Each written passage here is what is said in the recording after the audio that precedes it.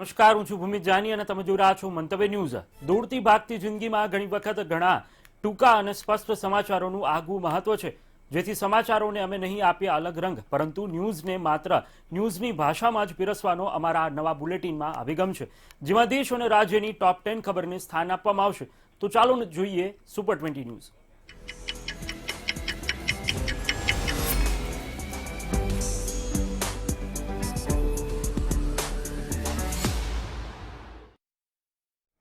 શરૂઆત કરીએ નેશનલ ન્યૂઝથી. તો ભારત સરકારે કોરોનાના જોખમને ધ્યાનમાં રાખીને સીબીએસઈ બોર્ડની 12મા ધોરણની પરીક્ષાઓ રદ કરવાનો નિર્ણય લીધો છે. વડાપ્રધાન નરેન્દ્ર મોદીની અધ્યક્ષતામાં યોજાયેલી બેઠકમાં મંગળવારે આ નિર્ણય લેવામાં આવ્યો હતો. સરકારના આ એક નિર્ણયને કારણે લાખો વિદ્યાર્થી અને તેમના વાલીઓના ચહેરા પર રાહત પ્રસરી ગઈ હતી. હવે જ્યારે કેન્દ્રએ પરીક્ષાઓ રદ કરી છે, તો રાજ્ય સરકાર પર પોતાની બોર્ડ એક્ઝામ કેન્સલ કરવાનું દબાણ છે. અનેક સરકારોએ કેન્દ્ર સરકારના નિર્ણય સાથે સૂર મિલાવ્યો છે અને કેટલાક રાજ્યો આગામી 1-2 દિવસની અંદર જ બોર્ડની પરીક્ષાઓ પર અંતિમ નિર્ણય લઈ શકે છે.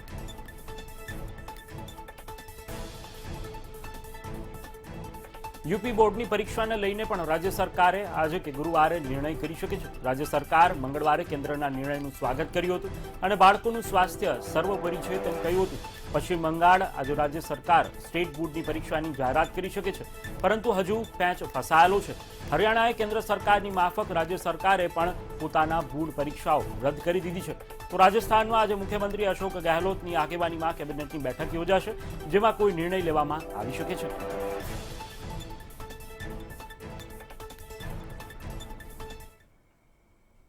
બંગાળની ચૂંટણી બાદ ભાજપ દ્વારા ઓપરેશન લોટસ શરૂ કરવામાં આવ્યું હતું. આ ઓપરેશનથી મહારાષ્ટ્રની રાજનીતિમાં નવા જૂની થવાના એંધાણ દેખાઈ રહ્યા છે. પહેલા દેવેન્દ્ર ફડણવીસ એનસીપીના શરદ પવારને મળ્યા હતા, જેથી શિવસેનાએ સૌથી પહેલા રિએક્શન આપ્યું હતું અને હવે એનસીપી દ્વારા પણ નિવેદન આવ્યું છે. એનસીપી નેતા નવાબ મલિકે દાવો કર્યો છે કે ઓપરેશન લોટસ બાદ પણ ભાજપની આગામી 20 વર્ષ સુધી મહારાષ્ટ્રમાં સત્તામાં નહીં આવી શકે. देवेंद्र जी कल पवार साहब के निवास स्थान पे मिले. बीमारी के बाद एक सदिच्छा भेंट उन्होंने दी, स्वयं कहा था. आज उन्होंने कहा है कि कोविड में नहीं लेकिन बाद में सरकार परिवर्तन होगा. हमें लगता है तारीख पे तारीख देवेंद्र जी हो या चंद्रकांत पाटिल जी हो देते आए हैं.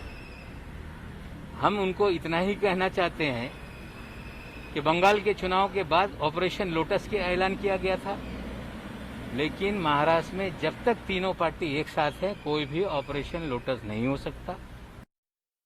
પંજાબમાં રાજકારણ ચરમસીમા પર પહોંચી ગયું છે. એક તરફ અમરિન્દર સિંહ અને બીજી તરફ નવજોત સિંહ ગ્રુપ આમને સામને આવી ગયા છે. નવજોત સિદ્ધુએ 2 દિવસ પહેલા જ હાઈકમાન્ડને ફરિયાદ કરી હતી અને હવે અમરિન્દર સિંહ ગ્રુપ દ્વારા પણ અમૃતસરની ગલીઓ પર સિદ્ધુ ગુમ થયા હોવાના પોસ્ટર લગાવી દેવામાં આવ્યા છે. જ્યારે કે પોસ્ટરમાં લખવામાં આવ્યું છે કે સિદ્ધુને શોધી કાઢશે તેને 50,000 રૂપિયાનું ઇનામ આપવામાં આવશે. નોંધનીય છે કે 25 જેટલા ધારાસભ્યો પણ મુખ્યમંત્રી અમરિન્દરથી નારાજ ચાલી રહ્યા છે.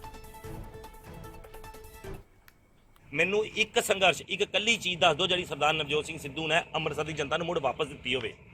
ਐਮਪੀ ਰਹੇ, ਐਮਐਲਏ ਰਹੇ, ਕੀ ਵਿਕਾਸ ਕੀਤਾ ਅੰਮ੍ਰਿਤਸਰ ਦਾ? ਜਦੋਂ ਐਮਪੀ ਬਣੇ ਸੀ ਲੋਕ ਆਮ ਨੌਜਵਾਨ ਸਾਡੇ ਵਰਗੇ ਸੋਚਦੇ ਸੀ ਹੁਣ ਬਹੁਤ ਕਾਰੋਬਾਰ ਅੰਮ੍ਰਿਤਸਰ 'ਚ ਆਏਗਾ, ਇੰਡਸਟਰੀਜ਼ ਆਏਗੀ ਵੱਡੀ ਵੱਡੀ, ਚਲੋ ਵਧੀਆ ਗੱਲ ਕੀਤੀ ਜਾਏਗੀ ਅੰਮ੍ਰਿਤਸਰ ਬਾਰੇ. ਮਿਲਿਆ ਕਿ ਬਾਬਾ ਜੀ ਦਾ ਠੁੱਲੂ ਠੋਕੋ ਤਾਲੀ ਸਾਨੂੰ ਮਿਲਿਆ ਇਹ. ਹੁਣ ਐਮਐਲਏ ਨੇ ਇਸ ਅਲੱਗ ਹਲਕੇ ਦੀ ਜੜੀ ਜ਼ਿੰਦਗੀ ਨਰਕ ਵਰਗੀ ਕਰ ਦਿੱਤੀ ਹੈ. ਇੱਥੇ 4.5 ਸਾਲ 'ਚ ਕੋਈ ਨਹੀਂ ਵੜਿਆ. ਇੱਥੋਂ ਦੇ ਲੋਕਾਂ ਨੂੰ ਆਪਾਂ ਪੁੱਛਦੇ ਹਾਂ, ਲੋਕੀ ਸਾਡੇ ਕੋਲ ਆ ਕੇ ਦੱਸਦੇ ਆ ਕਿ ਇਹ ਲੋਕ ਖਲੋਤੇ ਮੇਰੇ ਕੋਲ, ਤੁਸੀਂ ਪੁੱਛ ਸਕਦੇ ਹੋ. ਇੱਕ ਵਾਰੀ ਵੀ ਲੋਕਡਾਊਨ ਦੇ ਵਿੱਚ ਕੋਈ ਇੱਥੇ ਰਾਸ਼ਨ ਵੰਡਣ ਨਹੀਂ ਇਹਨਾਂ ਕੋਲ ਆਇਆ, ਕੋਈ ਇੱਥੇ ਇਹਨਾਂ ਦੀ ਸਫਾਈ ਦਾ, ਕੋਈ ਬਿਜਲੀ ਦਾ ਕੋਈ ਕੰਮ ਕਰਾ ਨਹੀਂ. ਹਲਕਾ ਇੱਕ ਐਮਐਲਏ ਤੋਂ ਬਗੈਰ ਲਵਾਰਸ ਹੋਇਆ, ਅਨਾਥ ਹੋਇਆ ਵਾ. વેક્સિનને લઈને મોદી સરકાર પર વિપક્ષ દ્વારા સતત આરોપ થતા રહે છે અને હવે તેવામાં કોંગ્રેસના વરિષ્ઠ નેતા શક્તિસિંહ ગોહિલે પણ કેન્દ્ર સરકાર પર ગંભીર આક્ષેપો કર્યા છે. શક્તિસિંહ ગોહિલે કેન્દ્ર સરકાર પર વેક્સિન યોજનાની નિષ્ફળતાનો આરોપ મૂક્યો હતો. શક્તિસિંહ ગોહિલે કેન્દ્ર સરકાર પર કટાક્ષ કર્યો કે કરોડો વેક્સિન ભારત બહાર મોકલવામાં આવી અને તેને પગલે ભારતીય નાગરિકોને હવે વેક્સિન મળી શકી નથી. हमारे देश से करोड़ों टीके का बाहर एक्सपोर्ट कर दिया, दूसरे देशों को दे दिया. और अमेरिका जैसा देश भी उसने कहा कि हमारा देश पहले, अमेरिका फर्स्ट, और 80% से ज्यादा लोगों को वहां टीका मिल गया.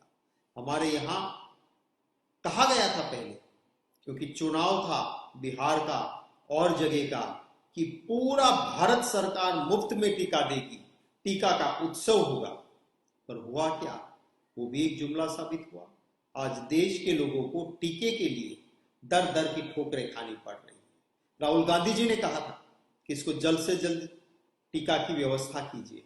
हमारा देश टीका के मैन्युफैक्चरिंग में, टीका बनाने में देश दुनिया में अव्वल नंबर है, फिर भी हमारी ये हालत हुई है, इस सरकार की विफलता से हुई। ઉત્તર પ્રદેશના કવડામાં મોડી રાત્રે એક મોટા સિલિન્ડર બ્લાસ્ટમાં 4 બાળકો સહિત 8 લોકોના મોત નીપજ્યા છે. મંગળવારની મોડી રાત્રે સિલિન્ડર બ્લાસ્ટ થયો હતો, જેમાં 2 મકાન ધરાશાયી થયા હતા. વઝીરગંજ ક્ષેત્રના ટીકરી ગામની અંદર આ સિલિન્ડર બ્લાસ્ટ થવાની ઘટનામાં મકાનના કટમાળની અંદર 14 લોકો દટાઈ ગયા હતા, જેમાં 2 પુરુષ, 2 મહિલા અને 3 બાળકોનો સમાવેશ થાય છે. આમાં 7 ગંભીર રૂપથી ઇજાગ્રસ્ત છે. આ તમામ ઇજાગ્રસ્તોને જિલ્લા હોસ્પિટલમાં પ્રાથમિક સારવાર માટે ખસેડવામાં આવ્યા હતા. ત્યાર પછી તમામને ટ્રોમા સેન્ટરમાં ખસેડાયા છે. મુખ્યમંત્રી યોગી આદિત્યનાથે દુર્ઘટનાને પરિણામે દુઃખ પ્રગટ કર્યું હતું. તેઓ તાત્કાલિક ધોરણે ઘટના સ્થળ પર પહોંચીને રાહત કાર્ય કરવા માટે આદેશ આપ્યો હતો અને ઘટનાને પરિણામે યોગીએ ઉચ્ચ સ્તરીય તપાસ હાથ ધરવા પણ આદેશ આપ્યો હતો.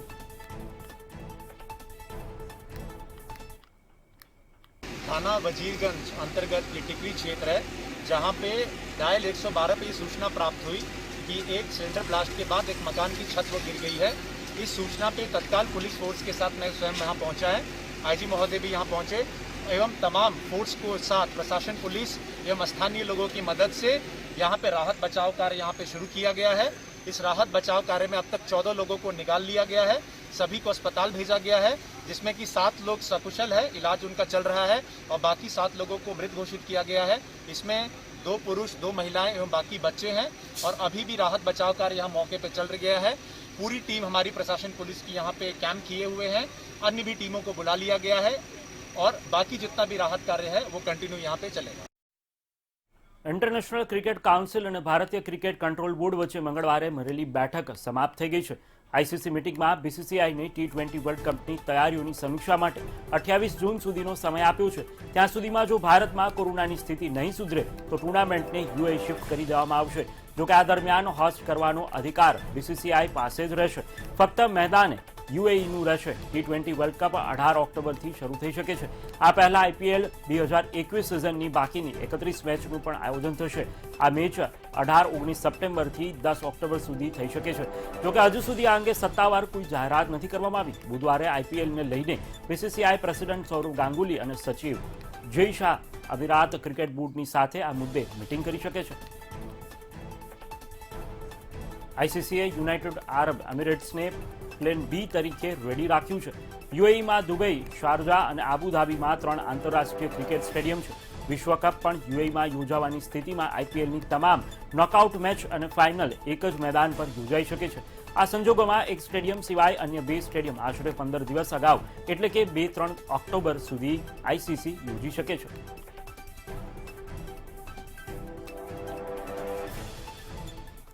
કેન્દ્રએ સિવિલ સેવકો માટે પેન્શનના નિયમોમાં સંશોધન કર્યું છે. હવેથી ગુપ્તચર કે સુરક્ષા સાથે સંબંધિત સંગઠનો સેવા નિવૃત્ત થયેલા અધિકારીઓએ મંજૂરી વગર કોઈપણ સામગ્રી પ્રકાશિત નહીં કરી શકે. જો તેઓ મંજૂરી વગર કશું પ્રકાશિત કરશે તો તેમનું પેન્શન રોકી દેવામાં આવશે. સરકારે દેશની આંતરિક સુરક્ષા માટે આ નિર્ણય લેવામાં આવ્યો છે.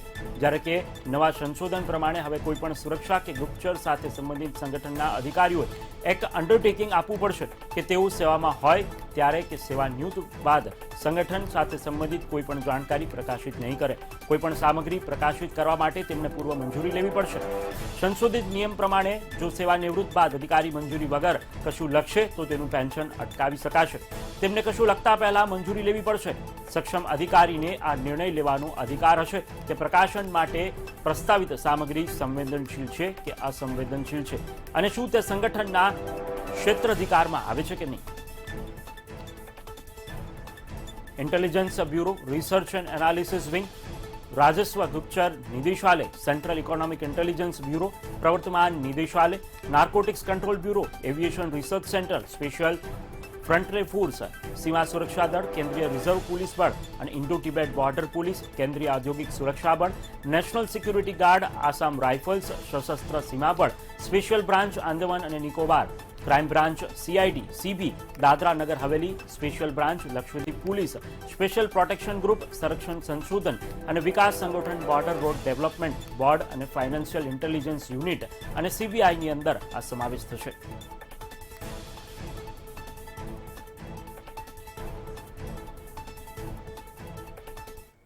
ઉત્તર ભારતના મોટાભાગના રાજ્યોમાં હવામાનનો મિજાજ બદલાઈ ગયો છે. હવામાન વિભાગ પ્રમાણે બિહારની ઉપર ચક્રવાત હવાઓનું ક્ષેત્ર બન્યું છે, જ્યારે ઉત્તર પૂર્વ મધ્યપ્રદેશ સુધી એક નિમ્ન સ્તરની ટ્રીક રેખા બની છે, જેના કારણે ઉત્તર પ્રદેશના અનેક વિસ્તારોમાં તીવ્ર હવાઓ ફૂંકાવાની અને વરસાદ થવાની સંભાવનાઓ છે. આગામી 24 કલાક દરમિયાન પૂર્વોત્તર ભારત, સિક્કિમ, મધ્ય મહારાષ્ટ્રના કેટલાક ભાગ, કેરળ અને તટીય કર્ણાટકમાં હળવાથી મધ્યમ વરસાદની 1-2 સ્થાનો પર ભારે વરસાદની સંભાવના છે. ઓરિસ્સા, આંધ્રપ્રદેશનો દરિયા કિનારાનો વિસ્તાર, મરાઠાવાડા અને વિદર્ભના કેટલાક ભાગોમાં 1 અથવા 2 ઝડપી વરસાદની સાથે હળવાથી મધ્યમ વરસાદ પડી શકે છે. પંજાબ, હરિયાણા, દિલ્હી, પશ્ચિમ ઉત્તર પ્રદેશ અને ઉત્તર રાજસ્થાનના કેટલાક ભાગોમાં પણ હળવાથી મધ્યમ વરસાદ, જ્યારે ગાજવીજ અને ધૂળની ડમરી ઉડી શકે છે. તો હવામાન વિભાગના પ્રમાણે ભારતમાં ચોમાસું સારું રહેશે. Southern parts of Bay of Bengal और दक्षिण श्रीलंका के दक्षिण हिस्सा और यहाँ एंटायर अंडमान सागर और east central bay of Bengal पे आ चुका है और हमारा भी उम्मीद है कि 3 तारीख के आसपास केरल तट पर मानसून आ सकता है. इसके बाद जैसे हम उम्मीद कर रहे हैं कि इस बार एक अच्छा मानसून रहेगा और जून महीना में रेनफॉल भी स्वाभाविक होगा, सो हम सोचते हैं कि मानसून का एडवांस भी नॉर्मल होना चाहिए. દેશમાં એક તરફ ખેડૂતો કેન્દ્ર સરકાર દ્વારા ઘડાયેલા 3 કૃષિ કાયદાનો ઉગ્ર વિરોધ કરી રહ્યા છે, ત્યારે સરકાર દ્વારા ડાંગરની વિક્રમજનક ખરીદી બાદ હવે ઘઉંની ખરીદી પણ ઓલ ટાઈમ હાઈ સપાટી પર પહોંચી ગઈ છે.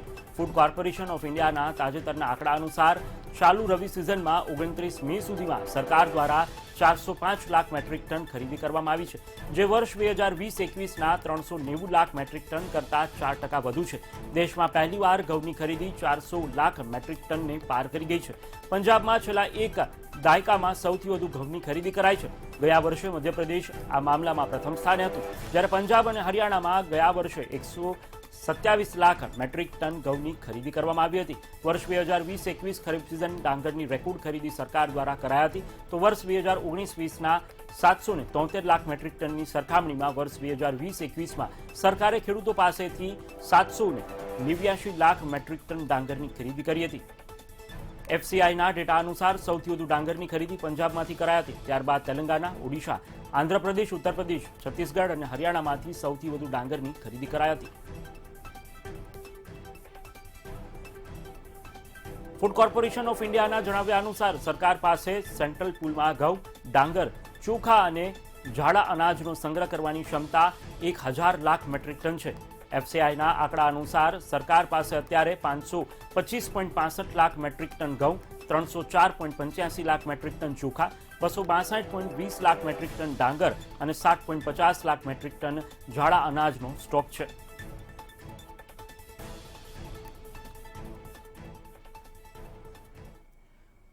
કોરોના સંકટ વચ્ચે લોકસભા સાંસદ અને પૂર્વ કેન્દ્રીય મંત્રી મેનકા ગાંધી દ્વારા દિલ્હીના વિવિધ વિસ્તારોમાં ભોજન અને પાણીની અછતનો સામનો કરી રહેલા પશુ પક્ષીઓને મદદે આવ્યા છે. જૈન ઇન્ટરનેશનલ ટ્રેડ ઓર્ગેનાઇઝેશનની મદદથી પશુ પક્ષીઓ માટે ખાદ્ય સામગ્રીના પેકેટ રવાના કરાયા હતા, જેથી કોરોના કાળમાં આવા પશુ પક્ષીઓને પણ જમવાનું મળી રહે. દિલ્હી તથા આસપાસના વિસ્તારોમાં વિશેષ વાહન હેઠળ આવા પશુ પક્ષીઓને શોધીને જમવાનું આપવામાં આવશે, જેથી તેમને કઠિન સમયમાં પણ બચાવી શકાય.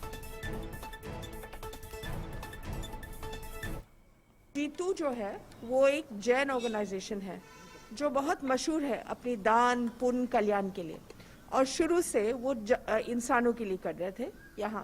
तो मैंने उनको कांटेक्ट किया क्योंकि 1.5 साल से बहुत सारे मध्य घर के लोग, हालांकि उनकी नौकरी भी चली गई, फिर भी वो जानवरों को रोज निकल करके कोई 100 जानवर को खिला रहा है, कोई 50 को खिला रहा है, और ज़्यादातर इनमें से बहुत नौजवान लोग हैं. अब उनका खाना खत्म हो गया, उनके पैसे भी खत्म हो गए. तो फिर हमने जीतो से कहा कि अगर वो बैग्स बना लें, फिर हम लोग 2-3 जगह में रख करके जिनको भी चाहिए वो उनको दिए जाए. રાષ્ટ્રીય ખબર બાદ હવે નજર કરીએ રિજનલ ખબરો પર. ગુજરાતમાં ધોરણ 12ની પરીક્ષા રદ કરવી કે નહીં તે અંગે આખરે સરકારે નિર્ણય લઈ લીધો છે. ગુજરાત સરકારે 1 જુલાઈથી લેવાનારી ધોરણ 12ની પરીક્ષા રદ કરવાની જાહેરાત કરી દીધી છે. આજે યોજાયેલા કેબિનેટ બેઠકમાં આ નિર્ણય કરાયો છે. ઉલ્લેખનીય છે કે કેન્દ્ર સરકારે આ વર્ષની સીબીએસઈ ધોરણ 12ની પરીક્ષા રદ કરી હતી. તો જે રીતે ગુજરાતની અંદર ધોરણ 12ની પરીક્ષા અંતે રદ કરવાનો નિર્ણય રાજ્ય સરકારે કરી લીધો છે. આજ રોજ ગાંધીનગર ખાતે યોજાયેલી કેબિનેટની બેઠક બાદ આ નિર્ણય છે તે કર્યો છે. જ્યારે આ નિર્ણય અંગે શિક્ષણ મંત્રી ભૂપેન્દ્રસિંહ ચુડાસમાએ માહિતી આપી હતી. રાજ્ય સરકારે વિદ્યાર્થીઓના હિતને લઈને આ નિર્ણય કર્યો છે, જેની અંદર ધોરણ 12 ગુજરાત બોર્ડની પરીક્ષા એ રદ કરવામાં આવી છે. ઉલ્લેખનીય છે કે ગઈકાલે પણ પ્રધાનમંત્રી મોદીની અધ્યક્ષતામાં મળેલી બેઠકમાં સીબીએસઈ ધોરણ 12ની પરીક્ષા રદ કરવાનો નિર્ણય કરવામાં આવ્યો હતો. જ્યારે હવે રાજ્ય સરકાર પણ કેન્દ્રના રસ્તે છે અને તેમને આજે ધોરણ 12 ગુજરાત બોર્ડની પરીક્ષાને રદ કરી દીધી છે.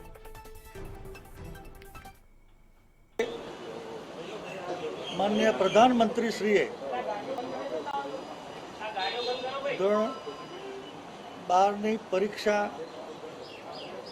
રદ કરવાનો જે નિર્ણય લીધો છે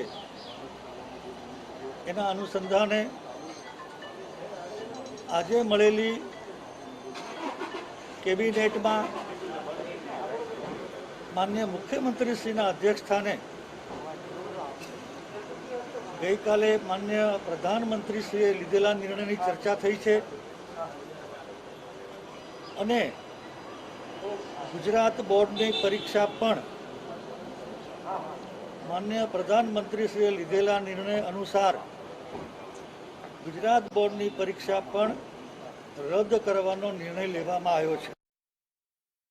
ગઢડા ગોપીનાથજી મંદિરના પૂર્વ ચેરમેન અને પૂર્વ કોઠારી સ્વામીને 2 વર્ષ માટે તડીપાર કરવાનો હુકમ કરાયો છે. ત્યારે આ મામલે એસપી સ્વામીએ પ્રતિક્રિયા આપી હતી. કહ્યું કે આ તેમને બદનામ કરવાનું ષડયંત્ર છે અને આ આદેશ સામે તેઓ નામદાર હાઈકોર્ટમાં અપીલ કરશે. મહત્વપૂર્ણ છે કે સબ ડિવિઝનલ મેજિસ્ટ્રેટે એસપી સ્વામી અને સ્વામી ઘનશ્યામ વલ્લભદાસજીને 6 જિલ્લામાં પ્રવેશવા પર પ્રતિબંધ મૂક્યો છે.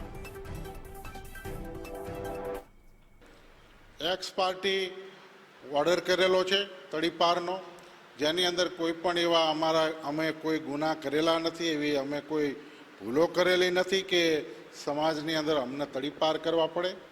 માટે નાયબ કલેક્ટરનો ઓર્ડર બિલકુલ કાયદાથી વિરુદ્ધ છે અને સૌથી મોટો પુરાવો છે કે ગઢડાની ચૂંટાયેલી નગરપાલિકાએ ઠરાવ પાસ કરીને એમ કીધું છે કે આ બંને કોઠારી શાસ્ત્રી ઘનશ્યામ વલ્લભદાસજી અને એસપી સ્વામી બંને સમાજના ઉપયોગી સંતો છે. અમે ગઢડાની અંદર અમારાથી કોઈ ભયભીત નથી. સુરત બીઆરટીએસના 4 રૂટ આજથી શરૂ કરવામાં આવશે. 50% મુસાફરો સાથે રૂટ પર બીઆરટીએસની બસો દોડશે. અગાઉ 8 રૂટ શરૂ કરવામાં આવ્યા હતા. 4 રૂટ ઉપર 82 બસો શરૂ કરવામાં આવશે. ધીરે ધીરે કોરોના કેસ કાબૂમાં આવતા બીઆરટીએસની બસો શરૂ કરવામાં આવી રહી છે. સુરત શહેરમાં છેલ્લા 15 દિવસથી કોરોનાનું સંક્રમણ સતત ઘટી રહ્યું છે. ત્યારે હવે 200 જેટલા પોઝિટિવ કેસ સરેરાશ આવી રહ્યા છે. એટલે ધીમે ધીમે બસ સેવા પણ શરૂ કરવામાં આવી છે. પરિવહન સેવા શરૂ થતાં લોકોને હાશકારો થયો છે, કારણ કે 50% મુસાફરોની ક્ષમતા સાથે બીઆરટીએસના 4 રૂટ આજથી શરૂ કરવામાં આવ્યા છે. અગાઉ 10 જેટલા રૂટ શરૂ થઈ ચૂક્યા હતા. હવે ધીમે ધીમે જે વિસ્તારમાં કોરોના સંક્રમણ સૌથી ઓછું છે એ વિસ્તારની અંદર બસ સેવા પૂર્વવત થઈ રહી છે. તો લોકોને અવન જવનમાં સુવિધા ઉપલબ્ધ થઈ રહે એ દિશામાં હવે સુરત મહાનગરપાલિકા દ્વારા પ્રયાસો શરૂ કરવામાં આવ્યા છે. સુરતના સર્વનગર બીઆરટીએસ જંકશન પર આપણે ઊભા છીએ કે જ્યાંથી બીઆરટીએસ પસાર થતી જોઈ શકાય છે. જોકે મુસાફરોની સંખ્યા ઓછી છે, પરંતુ જેમ જેમ લોકોને ખબર પડતી જશે તેમ તેમ બીઆરટીએસમાં મુસાફરોની સંખ્યા વધશે. સંક્રમણ ઘટી રહ્યું છે. રાંદેર અને અથવા ઝોન જે સૌથી વધુ પ્રભાવિત વિસ્તાર હતા એ વિસ્તારમાં પણ 2 થી 3 જેટલા રૂટ શરૂ કરવામાં આવ્યા છે. એટલે લોકોને હાશકારો થયો છે. બીઆરટીએસ રૂટ ફરી શરૂ થતાં તંત્ર પણ હાશકારો અનુભવી રહ્યું છે. સુરત શહેરમાં મ્યુકરમાઇકોસિસનો કેર સામે આવ્યો છે. હોસ્પિટલમાં વધુ નવા 6 દર્દીઓ દાખલ થયા છે, જેમાં 3 દર્દીઓની આંખની સર્જરી કરવામાં આવી છે.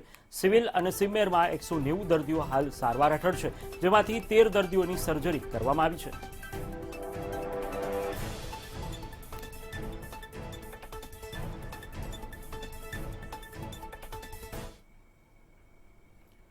સુરતના કઠોર ગામમાં રોગચાળા મામલે મેયર, પાલિકા કમિશનર અને આરોગ્યના ઉચ્ચ અધિકારીઓ કઠોર ખાતે પહોંચ્યા હતા.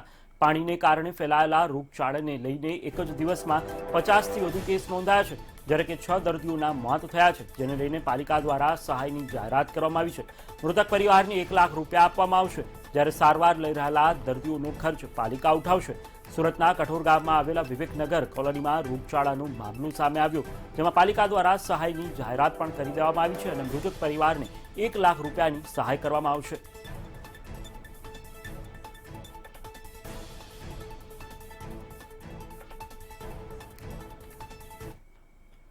પાટણના રાધનપુરની કેથોલિક ઝેવિયર છાત્રાલયમાં ધર્મ પરિવર્તનની ઘટના સામે આવી છે. અહીં બાળકોને ધર્મ પરિવર્તન માટે મજબૂર કરવામાં આવ્યા છે. આશ્રમમાં બાળકો સાથે ભેદભાવ કરાઈ રહ્યો છે, તો બીજી તરફ બાળકોના જણાવ્યા અનુસાર બાળકોને હિન્દુ ધર્મથી દૂર રાખવાનો પ્રયાસ કરવામાં આવી રહ્યો છે. એટલું જ નહીં, આશ્રમ દ્વારા બાળકોને બહાર કાઢી મૂકવામાં પણ આવે છે. જોકે હાલ તો આશ્રમ સંચાલકો દ્વારા આ મામલાને દબાવવાનો પ્રયાસ કરવામાં આવી રહ્યો છે.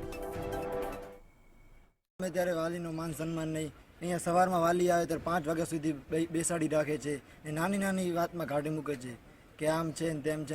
ધર્મનું પહેરાવે છે અને અમે અમારા માતાના દોરા કડા પહેરીએ છીએ ત્યારે અમને પહેરવા દેતા નથી અને જબરજસ્તી અમારા પાસેથી લઈ લે છે અને ગઢાવી નાખે છે અને એમનું પહેરે ત્યારે કાંઈ નહીં કહેતા. જોડે જે કંઈ થઈ હવે તો સમાન થઈ ગયું. હવે સારી રીતે એ લોકોને ભવિષ્યનો વિચાર કરીને અહીંયા બોર્ડિંગમાં રાખે. दूसरी बार ऐसी घटना न हो ऐसा એ હવે આગળ આવી રીતે ના થાય.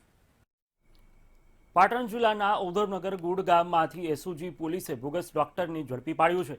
પોલીસે રેડ કરી એલોપેથિક દવાઓ, ઇન્જેક્શન અને અન્ય સાધનો સાથે ડોક્ટરની ધરપકડ કરી આગળની કાર્યવાહી કરી છે. લાંબા સમયથી બોગસ ડોક્ટર હોસ્પિટલ ચલાવતો હતો, ત્યારે પાટણ એસપીની સૂચના મુજબ પાટણ એસઓજીએ રેડ કરીને બોગસ ડોક્ટર હિંગાશ્રી ઠાકુર ઝડપી પાડી 44,000 રૂપિયાનો મુદ્દામાલ જપ્ત કર્યો છે.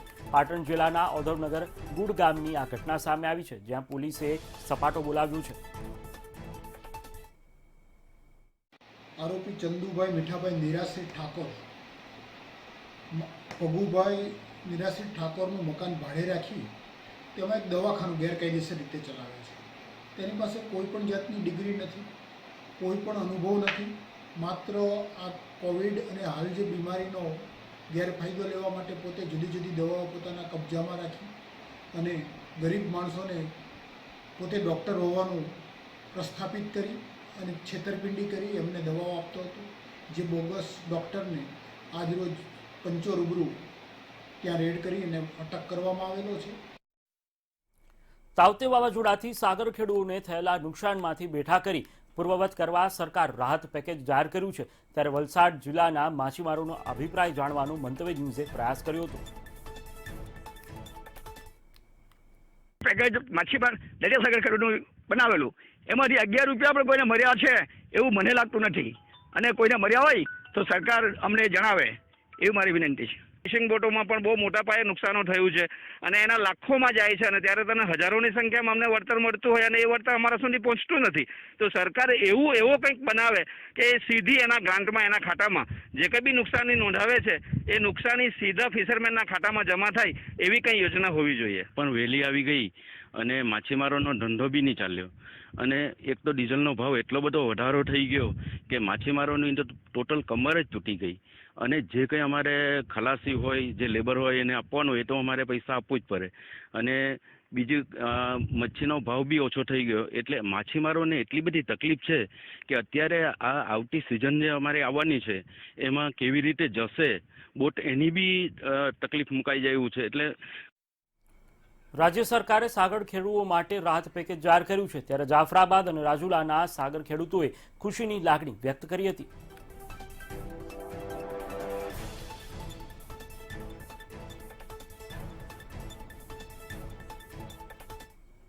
મહેસાણા એપીએમસીમાં 2, 4 અને 5 જૂનના રોજ હરાજીનું કામકાજ બંધ રહેશે.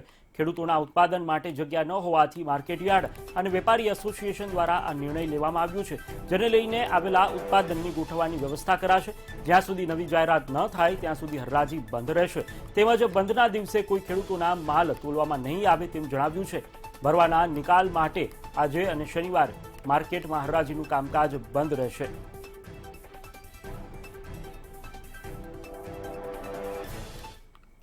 તો હવે નજર કરીએ ટોપ 10 આંતરરાષ્ટ્રીય સમાચારો પર.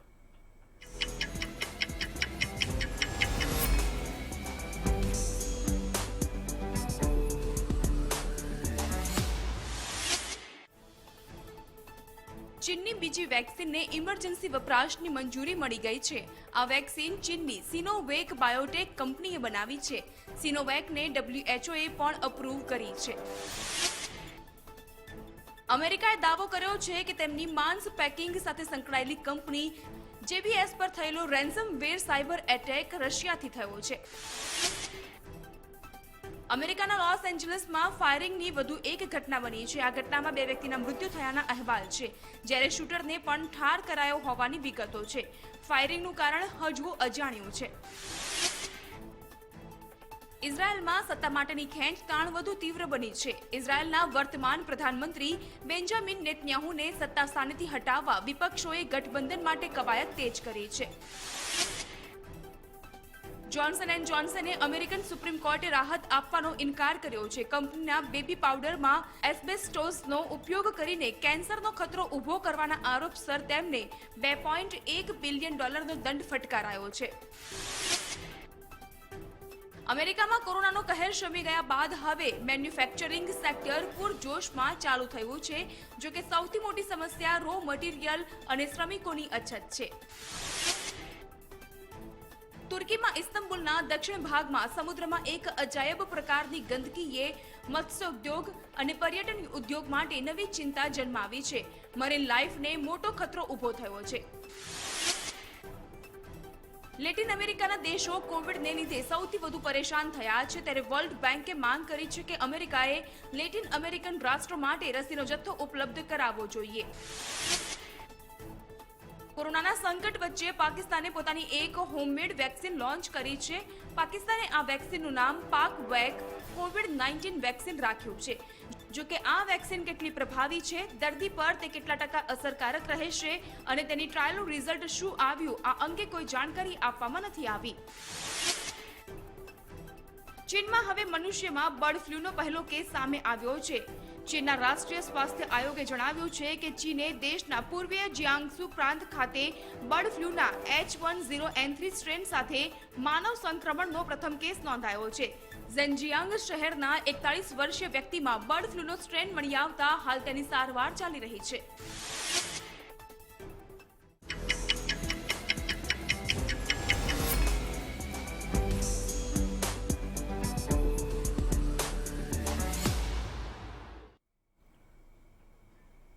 તો હાલ સુપર 20 ન્યૂઝમાં અત્યારે બસ આટલું જ. રાત્રિના 10:30 વાગે નવા અપડેટ સાથે સુપર 20 ન્યૂઝ જોવાનું ચૂકશો નહીં. વધુ સમાચાર માટે આપ જોતા રહો મંતવ્ય ન્યૂઝ અને સાથે લોગિન કરી શકો છો મારી વેબસાઇટ www.mantavyanews.com.